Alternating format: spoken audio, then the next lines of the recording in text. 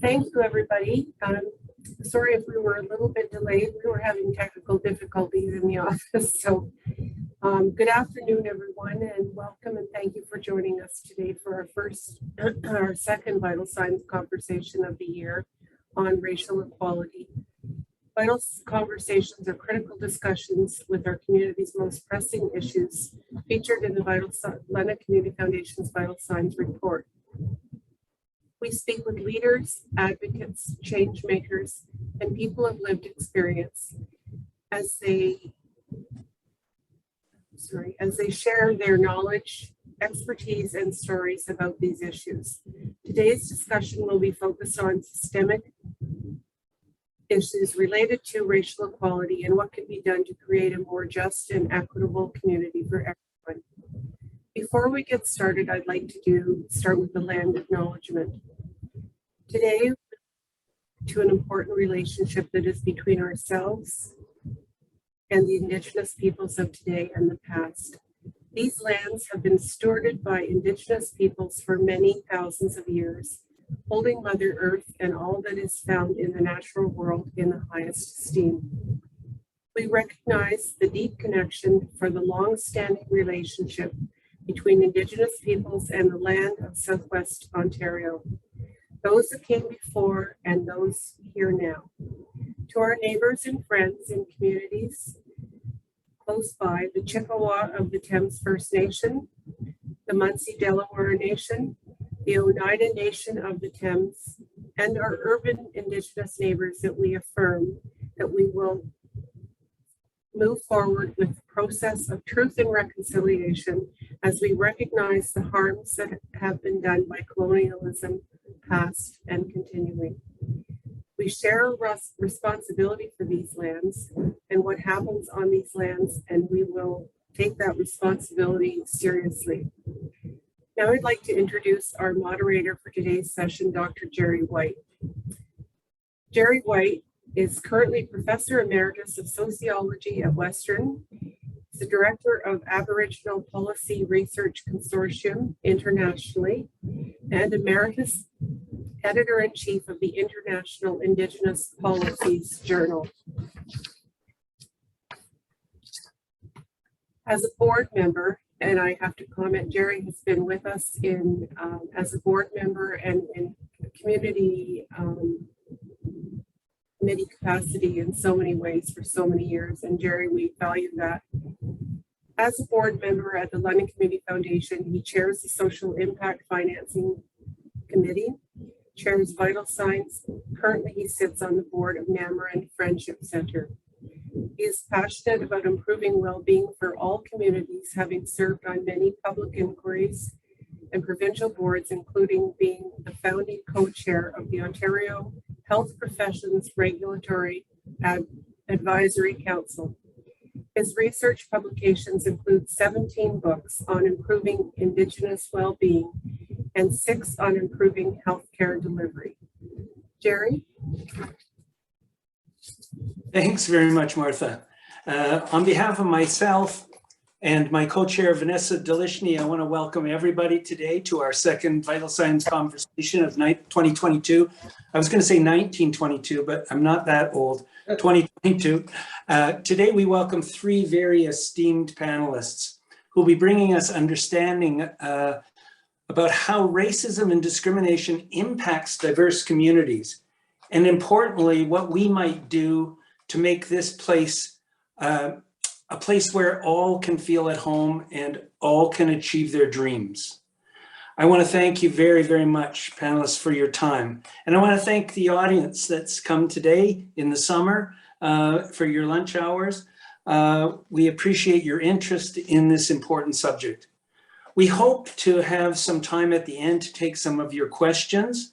Please use the chat function that you have available to you to send them to Matt Brewer and indicate if your question is for a specific panelist or if it's for all to comment on. I will say, though, that we are committed to ending at 1 p.m. That's a promise we make to all our audience and panelists. So I apologize if we don't get to your question. So let me do something that I've been looking forward to, which is introducing our panelists for you today. Al Day is of the Turtle Clan, and his Oneida or Anyataka name is Lutahanwit. Currently he sits as Shonosis, one of the 9 traditional chiefs of the Oneida Nation Council of Chiefs. He's been married to his partner, Laurel, for 55 years, and he's the proud father of Paul and Brian, and has resided at the Oneida settlement since he was born. Al's currently executive director of Namarin Friendship Center, which I had the honor of sitting on the board till just recently. I retired, and has been in this position since August of 2011. During that time, I saw, and everybody else has seen, Namarin grow in terms of staff, programs, and outreach, and influence has grown as he built a number of memorandums of understanding and agreements with a wide range of actors in this city, City of London, London Middlesex Children's Aid Society, Thames Valley District School Board, and many more. We invited Al to join LCF's Back to the River Committee in 2016. He joined our Grants Committee in 2017, and he now chairs that Grants Committee and is a member of our board. Al has been involved member of Oneida community and sports and community service organizations, including over 50 years of leadership positions. He represented Oneida and Namarin on many boards and agencies. I couldn't begin to name them all. He's been instrumental in the establishment of many regional and local organizations whose goals are to contribute to the well-being of Indigenous peoples. And lastly, and certainly not leastly, he has served as a policy analyst for Indigenous organizations in the US and Canada, participated in negotiations with federal, provincial, and state governments in both countries. Welcome, my friend, Al. Next panelist is Ayo Owodunni. Ayo is a trained management consultant, a facilitator who brings 10 years of experience in coaching, training, and strategic direction to the table. He's a certified diversity and inclusion trainer and a life coach with an MBA in entrepreneurship. Ayo is known for those who work with him as a passionate trainer who loves to, and we love this, you mix wit and knowledge and a dose of humor to share great lessons that can lead to growth and transformation. Raised in Nigeria before coming to Canada, he has great insight into the barriers and possibilities for those who come to Canada. He is known for a series of interviews on the CBC, which he called How to Canada. I love the name of that series, where he shares his immigrant experience and provides tips on how people who are new to the country can grow and establish themselves here. He's a member of the Institute for Performance and Learning and the Canadian Association of Management Consultants. Welcome, Ayo, today, and thank you. The last panelist I want to introduce is Dollar Luo. Dollar is an impact-driven founder and associate product manager who leads teams with a focus on relentless execution. She has a background in computer science and business. She's scaled an award-winning social enterprise from early growth to acquisition.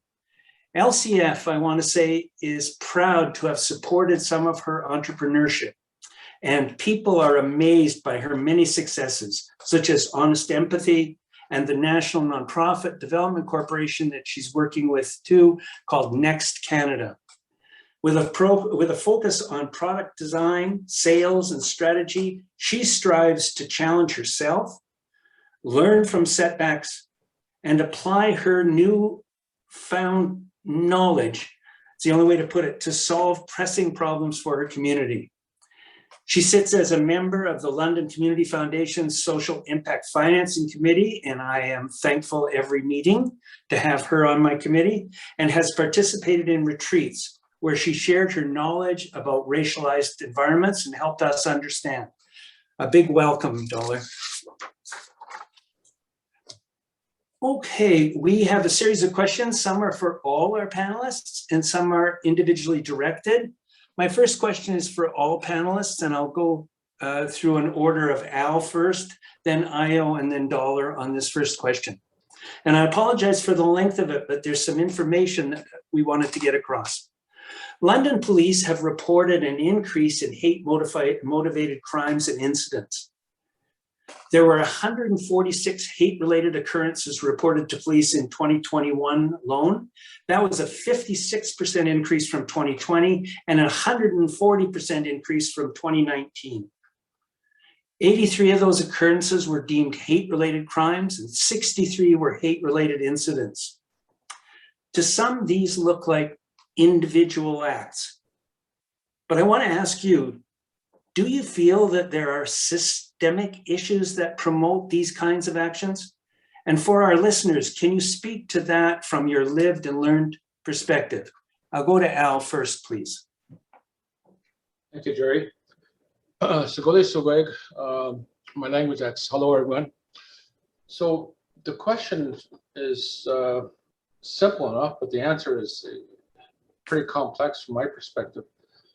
So just to give you an insight in terms of what I believe has led to this systemic approach to Indigenous people, I just want to read to you a quote that was the federal government put out in 1876, and it says, "Our Indian legislation generally rests on the principle that Aborigines are to be kept in a condition of tutelage and treated as wards or children of the state. It is clearly our wisdom and our duty through education and other means to prepare them for a higher civilization by encouraging them to assume the privilege and responsibilities of full citizenship." And there's a larger backtrack to that, and it starts with the writing of Aristotle, and I don't have time to go through that. But in one sense, they might be individual, but in reality, it's something I've encountered throughout my life. I recall the first time I encountered racism. I was a grade 9 student. I was going to HBBL Technical School, and I was one of the 5 that was selected to ultimately go to university. That's the first time I encountered racism, and it was a difficult, challenging time. And so, unfortunately, throughout my life, this challenge of racism, has reared its head at different times. I first encountered it when I was in high school. I encountered it later on when I was playing hockey and as a young fellow, and we were going to different parts of Southern Ontario, the small towns, and people weren't very shy in letting them know what they thought of you, and they used to make all kinds of noises and tell us red yahoos that we need to go back to the reservation and so on. And and then more recently, one of the things that I didn't include in my bio that Jerry is reading from was I was also elected chief of my team for 10 years, and I was a council for 8 years. So throughout that period of time, I encountered lots of professionals, be it engineers, lawyers, people with degrees, bureaucrats, MPs, MPPs. And it was very much, they knew what was best for us. They knew what we should be doing. They basically described it in such a way, and I used to hear this repeatedly: "There's something wrong with you, Indigenous people. We've got the solution, and here's the solution. All you have to do is implement the solution, and you'll be fine." And that happened repeatedly. So, to me, there may be an increase in reporting. These hate-motivated crimes and incidents, but they're always with us. And I think it's more a matter that maybe there's a bit of a conscience growing that people are starting to actually maybe put pen to paper or pick up the telephone or email and say that we've encountered a problem. So it's not new to us, and it's still going on today. I have staff that go to powwows, they play cross, they do this, they do that, and they continue to run into these challenges. And this is not 20 years ago. This is not 30 years ago. This is last week, and this continues to happen. So thank you. Thanks very much, Al. Ayo, could I ask you? Sure, absolutely. I do believe that systemic issues are still in place. There have been several incidences that have taken place. One example about 2 years ago, there was a situation that occurred where a member of the Ethiopian community in this area, there was a dead body there was an individual that was being searched for that was missing. And after a year of quote unquote investigation, they still couldn't find the body. After the Ethiopian community started to protest and push back, a new investigator was brought in and they discovered the body inside the individual's house. So I don't know how you've done investigation for over a year and not even discovered that the body was in the house where we probably should have started in the first place. That was a major issue that took place in the Kitchener-Guelph area just a few years ago. And there have been several incidences in the Nigerian community and the African community. There is a young 16-year-old teenage boy who started driving just 2 years ago, 16 at that point, is 18 now. And within the first 6 months of learning how to drive, was pulled over 6 times by the police. And of course, out of fear and frustration, unfortunately, he is taller than the average 16-year-old. And he had dreadlocks. I guess maybe that was the quote unquote difference that led to him being pulled over so many times. His father informed me of this. I spoke to one of the leaders in the police over here in Waterloo region, and none of those 6 pullover incidences were recorded. It was not in any record whatsoever. So why was this thing occurring in the first place? Why was the 16-year-old being asked, why are you driving this car? His father bought him that car for him to be able to drive around. The types of questions he was being asked, number 2. And number 3, why wasn't these 6 incidences documented as well? And lastly, in my opinion, what sort of mindset and what are we sharing with this 16-year-old, and what type of fear is being instilled in this 16-year-old, and what type of anger is being built in this 16-year-old? You could end up in a situation where later on he starts to talk back. Suddenly it's an issue of this individual was not respectful of police. Yeah, you put him 6 times over for nothing that was committed. He wasn't crossing any red light. He wasn't over speeding. It wasn't any of those issues. And this just occurred 2 years ago. I mean, luckily we were able to jump into that situation, start challenging leadership in the police. They stepped in to do investigation. There was no record whatsoever. And there's so many more stories. The Somalian community here had a meeting with the police to figure out, why are our people being targeted? So there have been several incidences within the African community of things like this occurring. When we think of the word systemic, it goes bigger than an individual. You're thinking of culture, you're thinking of the way things have been done, you're thinking of what is acceptable, what is okay. You're thinking of a situation where people are not being punished for actions. So, when you tolerate something, you're indirectly saying it's okay for those things to occur and take place. So systemic issues are quite deep. There's been a lot of work that is being done. I want to acknowledge that, but we're so far from where everyone feels like they belong in the community. And if it's already occurring with 16-year-old, what do we expect to happen when this individual grows up and becomes a part of the community? That trust the police is looking to quote unquote build with the community is not going to be there, because this individual is going to fear the police rather than want to partner with the police. So I think it's important that we identify and think through some of these issues as we look to move forward and as we look to quote unquote partner with the police through a lot of these issues and eliminating a lot of these issues in the force. Thanks very much, Ayo. Dollar, could I get your comments, please? Absolutely. I absolutely think that these incidents are not unrelated. They can be viewed as independent, but however, there is a undeniable trend and relationship between all of them. When it comes to anti-Asian hate, we see a huge increase of that during the pandemic as it relates to the coronavirus, right? And I think a lot of that has been perpetuated by politicians. For instance, the way Trump has referred to it repeatedly as, the China virus. it perpetuates this sense that Chinese people and Asian people are, bringers of disease and are associated with taking over, jobs and bringing this to this country. And a lot of that is actually rooted deeply in Canadian history. I think this is one part that we really need to improve about the education system. I never learned about Chinese Canadian or Asian Canadian history throughout my upbringing and in elementary school.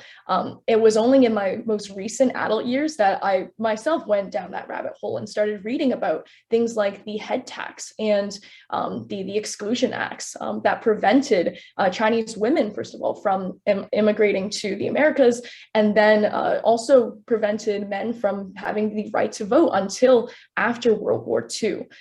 So a lot of these things, the history behind systemic racism of, against Asian people in Canada, I don't believe that has been talked about enough, and we aren't doing enough in the school systems to educate people about this. And so it definitely has roots deeper than, just the things and the changes that we see most recently.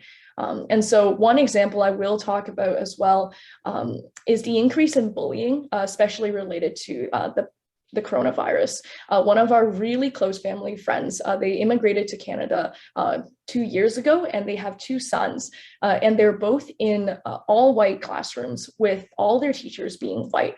And so they already had a lot of some learning developmental issues in the past. And so this move to Canada has exacerbated the issues that they were seeing. They both developed selective mutism and experienced a lot of physical bullying as well as verbal attacks from children.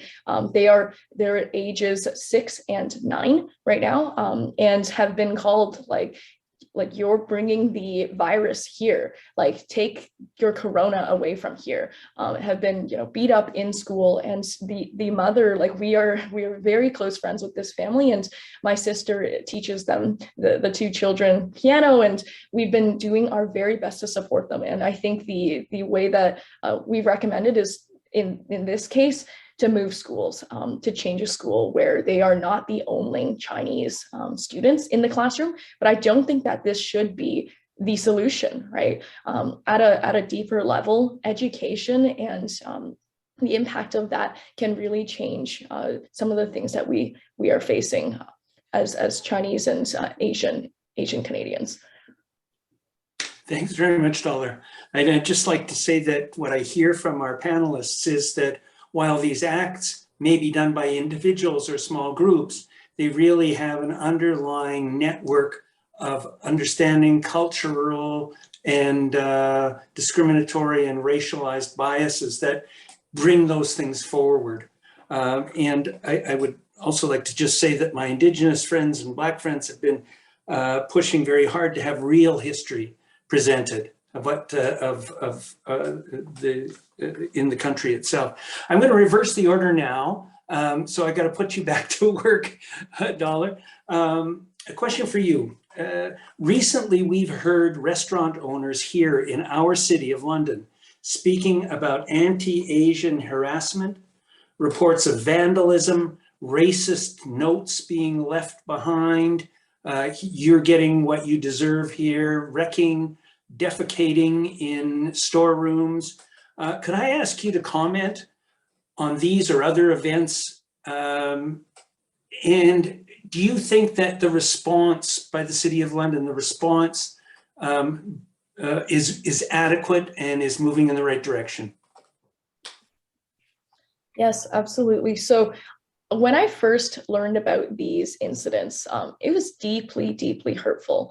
Oftentimes because my family is, we've been fairly well established within the London community for many years now. And a lot of these communities and these families are our friends, and we know them. And it is extremely hurtful when we see this. I have been fortunate enough to not have experienced any of this directly myself, but have observed the impacts of it from family and friends. And it is so hurtful because I know that for many of these families, this has been their life and their livelihood. They've worked extremely hard as immigrant families and their children to make a life for themselves here and to not receive any recognition of that and instead be told to go back to your country, take the disease with you, it completely overrides all of the contribution and the commitment that these families have given to London. And so I think when I see this, it astounds me that this is still happening. And so I think the response from the City of London can be improved. I think there should be more long-term action driven, and I would like to see commitments to changing curriculum or to educational efforts in the long term instead of merely band-aid solutions. And so I think these are some things that we can consider moving forward, and actually more so telling the stories of these immigrant families and showing their work and their dedication and their contribution to both London's community and to Canada. Thanks very much. And I think just as a corollary to that is that if I'm hearing you right, we as citizens and as organizations should be saying that we do not want to tolerate this. We will not put up with this kind of behavior. Ayo, you speak about key themes related to immigrant populations and racialized communities in your public speaking and your podcasts. Could we ask you to talk about what we can do to help ensure that no one's left behind and that we make our country and region a fulfilling home for all? Thank you for that question. I want to appeal to everyone here, all 69 participants, that we all play a role in ensuring that individuals and immigrants that are coming in not only feel welcome, but are well integrated into our different communities. These individuals are they're not sucking out of the system. These individuals are adding great value to your community. These individuals are going to be paying taxes as they grow and as they build wealth and as they develop and integrate into the system. These individuals will own properties, pay property taxes, and that money is part of the community. I love to say that, even though it sounds very, we should all know this. Individuals are not coming in to take jobs away from those that are here. Individuals are here to add value to the community and what is taking place. So I think it's important that I start with that, and we can all play a role in ensuring that everyone that comes in feels welcomed, is supported, is helped out. A recent stat that I read talked about between 20 to 30% of immigrants, younger immigrants, are leaving after 2 years of being in Canada. That is a large number of money that should be staying here that is going to be heading back to their different countries. They're having several challenges integrated into the system. Many of us, when we first arrived, we've had challenges. I lost 2 jobs within the first few years of coming to Canada. So some of those issues play a key role, and it makes people to start questioning, was this the land that was well marketed to me as an opportunity for me to grow, raise my family, and develop? Or is this something completely different? So the government can only do much. The power is in the grassroots, is in the community, where we can pull people in. There are 5 key things that I like to talk about during my sessions with people. Number 1, we have to be willing to be courageous. And what do I mean by courageous? Having courageous conversations, reaching out to people. Yes, our cultures are different. Yes, the way we eat our foods are different. Yes, the way we probably greet each other is different. But it's a great opportunity for us to learn from one another and expand our world perspective, our thought process. So that is so important. Can we be courageous to reach out to people? Can we be courageous to try to have conversations? Go beyond just smiling and walking by people when we go for our walks in the mornings and in the evenings, or when we see them at the community centers. Approaching, getting to know that individual. And if we do mess up, if we do say the wrong thing, if we don't pronounce the name properly, if we guess that Ayo is from Kenya and Ayo is from Nigeria, or this person is from China, but you find out the person is from South Korea or whatever. It's not a time to hide into your shell and hide and run away. It's a time to try to engage and overcome some of those things. Yes, people get offended by that, but it's important that we go beyond that. So willing to be courageous, willing to connect with people, building trust, inviting them over to dinner, spending some time getting to know them, having conversations, getting to learn more about them, you sharing about your life story. That's how we build trust in our communities. And then moving beyond that, an opportunity to learn more about their culture. Someone said to me once, it's like, oh, so in Nigeria, you speak 3 languages, right? And I'm like, 300 languages, and each language has several dialects. And I don't even understand the dialect an hour away from me, even though we're speaking the same language. Talk less of my father's village, going there and speaking the same exact language, but it's so different. It's an opportunity for us to learn and expand our views. And you can learn so much more. Every culture or tribe is coming in with an area of strength. They're coming in with the gift of a hand. They're coming in with the gift of a heart. They're coming in with powerful stories, so many amazing things that could be shared. It's a great opportunity for us to learn from people, for us to gain perspective. And then next step is coaching. There are times where people don't know the quote unquote nuances in the Canadian culture that you know. How can you work with them through that? Canadians seem to be more indirect in their conversation. Nigerians are very direct, too direct in our conversation style. Now, imagine the clashes in the workplace when my boss says, would you mind doing this? Where most of my life, it's go do this. You better do it or you leave this job. And then a new boss goes, would you mind? We're speaking English, but we're speaking 2 different types of English because culture has been infused in it. There's some places and some times where you can help your colleagues that are immigrants. You can share with them. You can provide some insights, things that you know that you see that they're not even paying attention to at all, which are cultural blind spots, and you can help them through that process.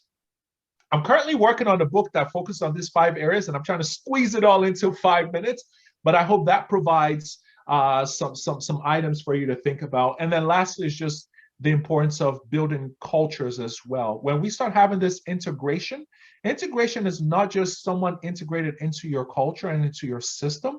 It's you learning about their culture and system, and also you being able to integrate into that as well. You'll be shocked by so many things that you can learn about other places. Don't wait till Harvard Business Review or some research by a journalist tells you about some amazing thing that is learned about a particular tribe in another country, and you can infuse into your business, and now you think that's profound. There are people in your community that can share those things with you because that's the life that they've lived for decades, and their ancestors have lived that as well. We can learn so much from other people by just listening and being able to go back and forth with them. Sorry, I've taken up a long time on that, but I hope those 5 key things, if all of us, all 66 of us now that are on this call are able to integrate those 5 things in and practice them, we will have totally different communities. We can transform our communities starting today.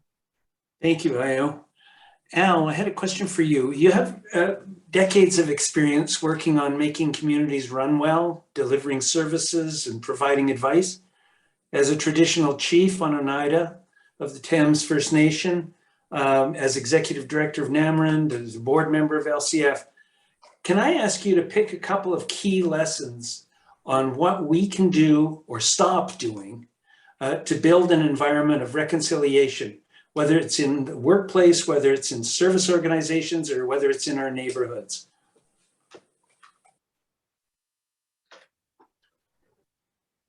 Interesting question. I always talking about exceeding 5 minutes. I'm going to try and stay with those parameters. I think the experience, it varies. It varies. My experiences varies, depends on who you interact with and how willing or able that person you're interacting with wants to listen to you, cares to listen to you, cares to understand. what you're talking about. And in terms of being effective, part of being effective is understanding your audience, your home audience, and trying to understand years and years of discrimination, years and years of being put down, years and years of being told you're dumb, you're stupid, you're a second-class citizen. The only way you're going to advance is you're going to have to you have to become like us. And the other thing that I want to also talk about is, and maybe to sort of help me get into the answer to the question.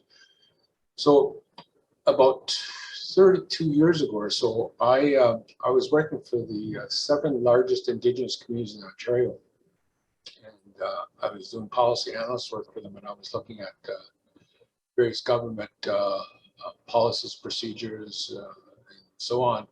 And near the end of my contract, I had a contract with them. They asked me to do a comparative analysis between the state of U.S. tribes and Canadian First Nations. And I spent some time on it, but not enough. And one of the things that puzzled me was why do Indigenous people on the United States or Canada, why are they treated so badly? Why is this over and over again? And I concluded at the time, I should say after a while, I concluded that maybe it had to do with land. Maybe it had to do with guilt over land. Maybe it had guilt over how land was acquired. The other thing that more recently I've come to understand is that everybody on this panel, all the audience, I would say, I don't know who else on the audience, but I would say everybody is an immigrant to North America. We're not. And yet it seems that the only way we're going to be welcomed or promoted is we have to become you. We have to become, we have to figure out how we join mainstream society.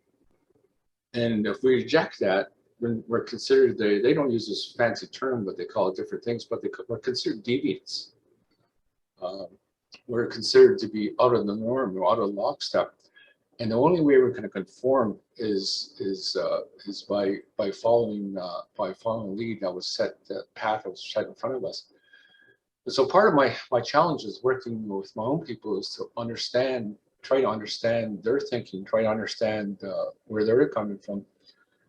And it's been a long journey, and I don't know that I'm still there yet, because part of trying to understand our people's psyche, or understand our people's thinking, is to try to overcome and understand how they've been put down over and over again. And I was thinking about my father, 7-year residential school survivor. I was in my mid-30s when I found out that he was a survivor, because he never talked about it.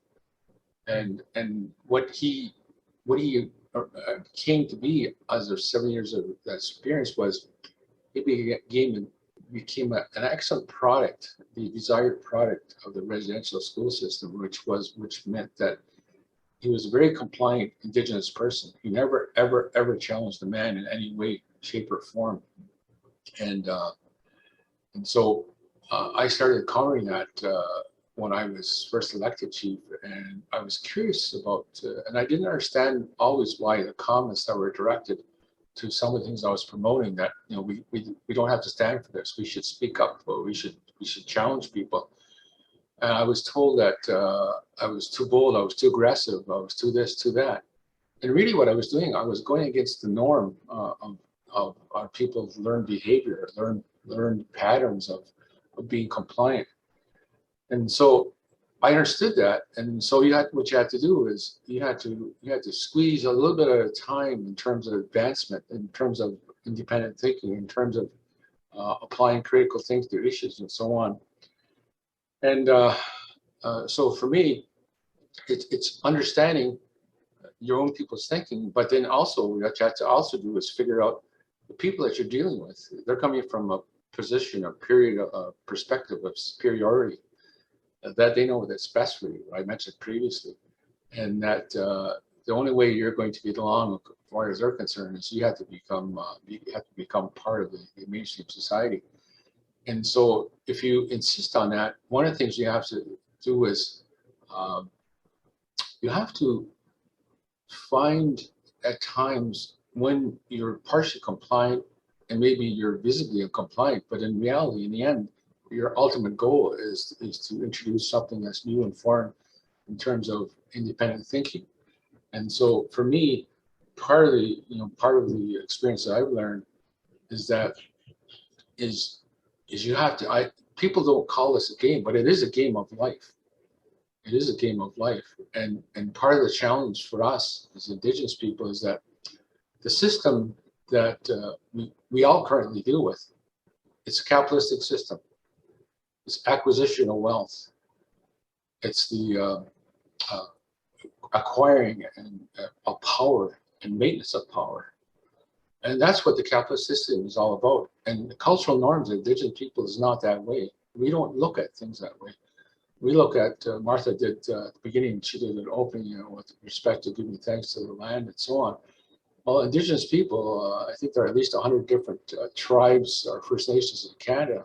We all have our different ways of relating to Mother Earth and to the Creator, and my language, Sibuadizzo, and giving thanks and being part of that system, part of that bigger world, and understanding that we're not above that world. And yet, the mainstream society promotes that they're above the world, above the natural world, and proof of that being incorrect is just looking at the climate changes that are occurring, and that stems from the perspective that humans believe that they're above Mother Earth, that they control everything, and Mother Earth is going through this cleansing process.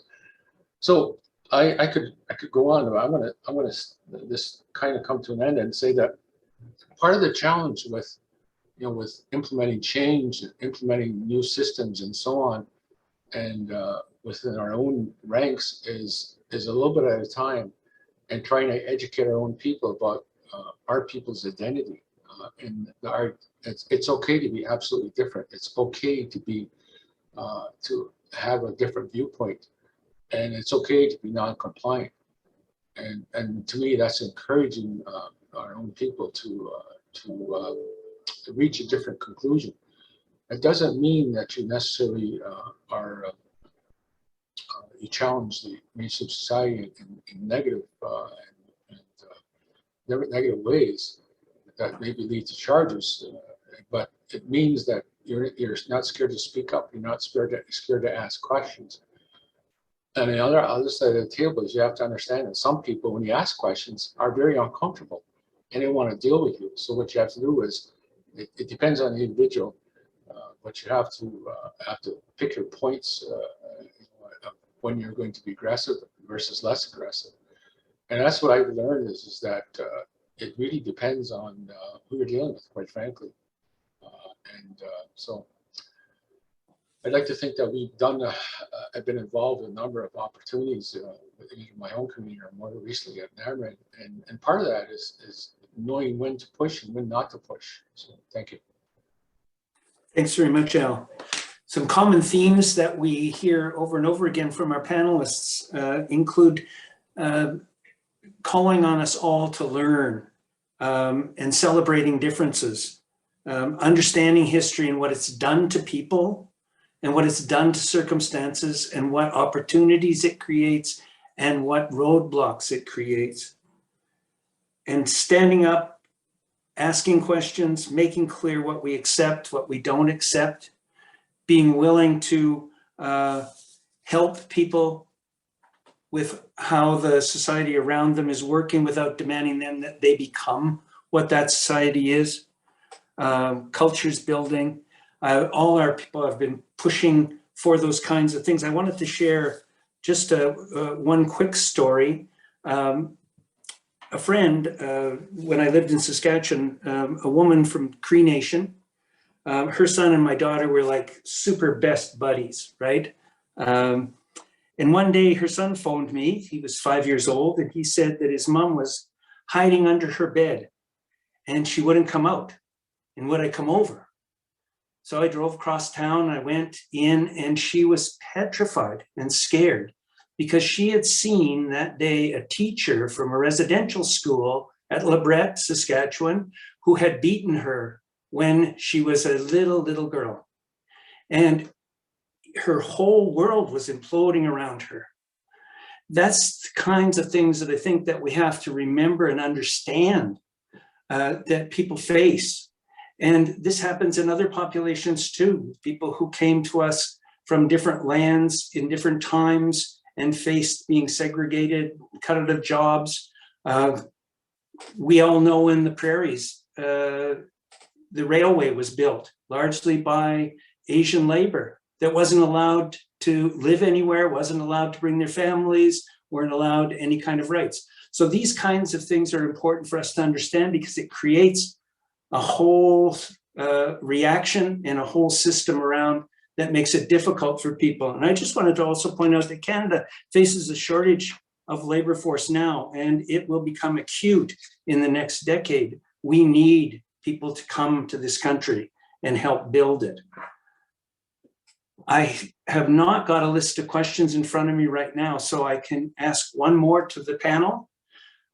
Recently, a study showed that 80% of Indigenous people and 60% of immigrants and racialized peoples have reported discrimination. Survey respondents reported that this discrimination occurred because of race, skin color, ethnicity, culture, and Indigenous people said it was their Indigenous identity that was the target. The study found that this was worse in regions where there are only smaller communities. How does this align with your experience? Do you think that it's true that this is more difficult in smaller communities, or is this endemic to all communities? Could I ask Iwo to begin?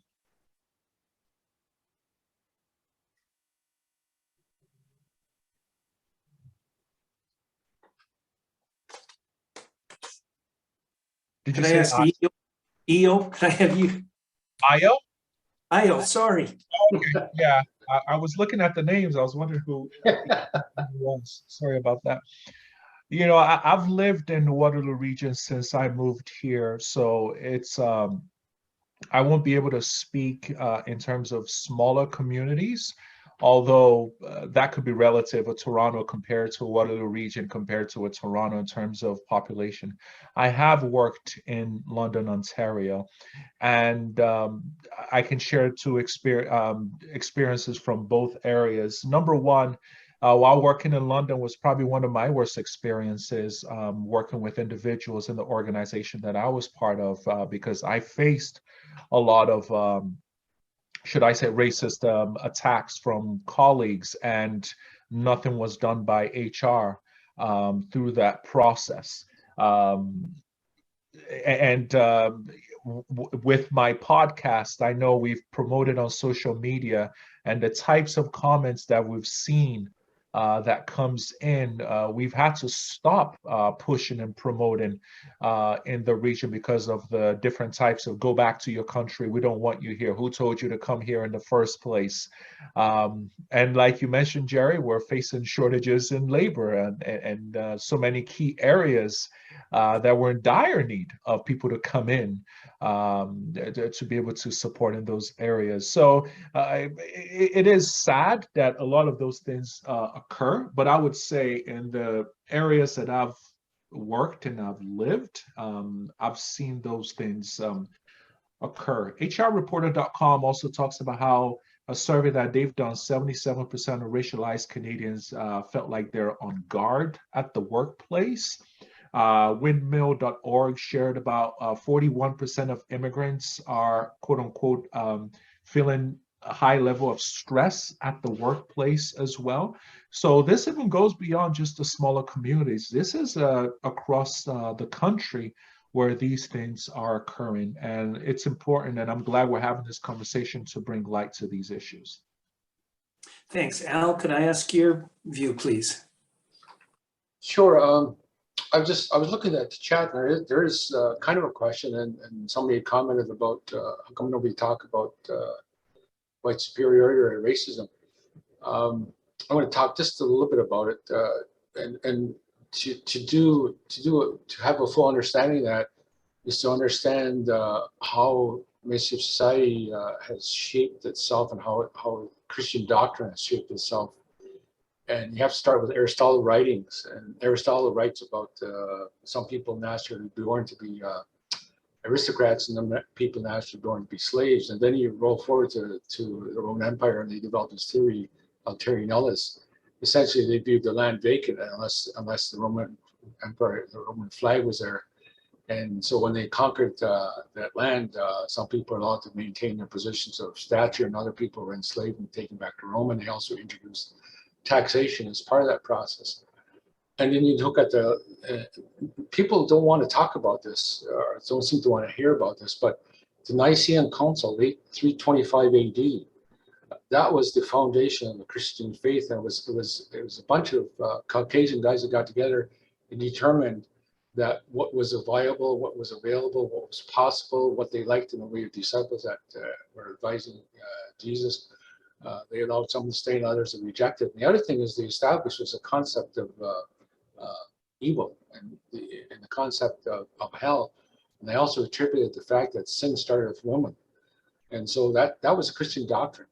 And that's what's been introduced to all of society. And you jump forward to 1492, the Pope issues a papal decree or papal bulls, and they know about Africa, they know about the Far East. And they promote the facts of the Christian nations of Europe at the time, which I think were all Catholic, that go out and get the wealth that's in those lands and bring it back to us. Make sure we get our fair share and do what you got to do to those people. 1492, Columbus gets lost, calls us all Indians. 1493, the Pope issues a papal decree and essentially repeats what he says in 1452, which is the Americas, South and North America, are full of resources and resources. The people that live there, they're not human. They're heathens. They're non-Christians. They don't have the capacity to own land. Do what you got to do. 1498, Henry VII issues a royal proclamation that ultimately becomes the eminent domain or doctrine of discovery, which is the foundation of what we're talking about here. Is that it's predicated on the basis that there's quite frankly, I don't mean to offend anybody, but it's true, white superiority. Whites are right, they're correct. It's their duty. They were the chosen people, and you'd have to do what you got to do to those people. And so that's the foundation of Indigenous treatment in the Americas. Which is one of conquest, being described as heathens and savages, and eminent domain doctrine of discovery, and it's written into law. It's in the Supreme Court of the United States. It's part of the court systems of Canada, and so the judicial system is based on rule of law, and it's always their law. It's not our law, and to challenge that means you end up going to jail. And so the judicial system is predicated based on the fact that you either become compliant or you're considered deviant and you're found guilty. And I was at a session at the downtown police department here a number of years ago, and we were asked, and there was a table about 600 people from different parts of the country in each of the tables. And so one of the questions that was posed was, "What's your relationship to the police?" So the one table, Harold Usher was part of it. Harold Usher was the first Black city councilor. One of the people gets up and reports. So a question was posed through the table. So Harold answers, and he says, "We all come from different parts of the world." He says, "Where we come from, we look at people in uniform as a force. We come to Canada and look at it as a service." Well, guess what? In Canada, Indigenous people still look at people in uniform, actually people in authority as well, as a force, not a service. And that's a stark difference. And people don't want to talk about that stuff. They want to ignore that. And they hope that people like myself don't find a platform, have a platform to say too much, because people are really uncomfortable when you're honest with them. And that's what I find recently. I've done presentations. It's curious when some people get back to me and they say, "Thanks for being so candid." And I thought that's what presentations are all about, just telling it the way it is, not the way people want to hear. So thanks. Hi, Dollar. Can I give you last word? Yep, for sure. So I think the question being, is racism more prevalent in these smaller communities compared to larger ones? And I think although there are many commonalities between the experiences all across the board.